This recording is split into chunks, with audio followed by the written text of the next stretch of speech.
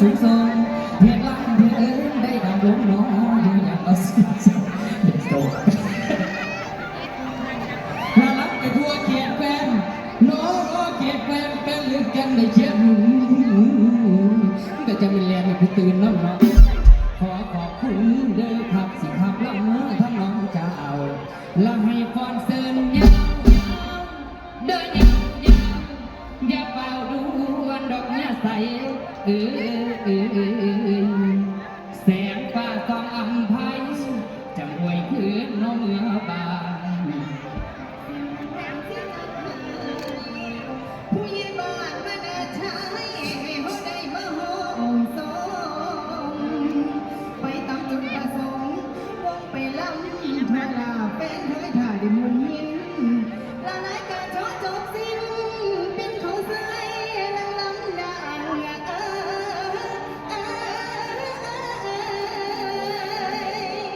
เรื่องผู้สร้างนักพันเพน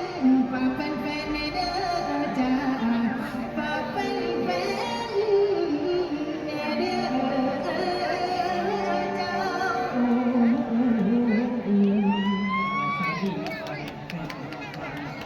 ส่วนผมไม่ทำที่นี่เราเป็นอย่างอื่นที่พอจะได้ ส่วนตัวของฉันนี่รับบทเป็นพระสนิยมชัยมีเป็นมเหสีของเสด็จพี่สุทธิดาเพคะ สุดตรงนี้เป็นสีหอบดูเพราะว่าสิเป็นเรียนไว้เพราะว่าสิเป็นอนุชาแล้วผ่านมาใส่คุมรวมถึงในห้องสายเสด็จ เพคะพระองค์ เที่ยวนี้เขาเองมีในวันนี้ประเทศเกิดในวันนี้พวกทหารสอดเองในไปบอกว่ามึงจะห้องหรือมึงจะมีในกองการพุทธเพื่อพี่จะลงหลักไว้หลวงเชียงเราเดี๋ยวนี้เราได้ถามเจ้าว่าจะเป็นผู้ข่าว พระองค์เพคะสำหรับเรื่องนี้นะพระองค์ทรงกระทำมาได้เลยเพคะเพราะว่าในร่างของเรานี่มีแต่คนเก่งมีคนสามารถเพคะโดยเฉพาะอุ่นเอียงอุ่นว่างสามารถเอาไปเลยแค่พระองค์ คุณเท่าที่บอกอีหยังกระถามหนาถามหลังได้ไหมเป็นจ้างวันลังมาใส่อีกกินบังไฟแท็กเทียบ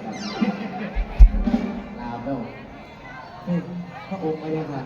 พวกเก่ากับพวกนี้ขึ้นไปออกรถปกขึ้นหรือว่าพยังค่ะแต่ว่า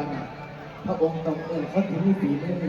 มีความคิดฉลาดรัดแหลมหรือมาถามเลยเป็นยังไงครับผม ผู้ใดกัดนะ ตอนนี้คุณสร้าง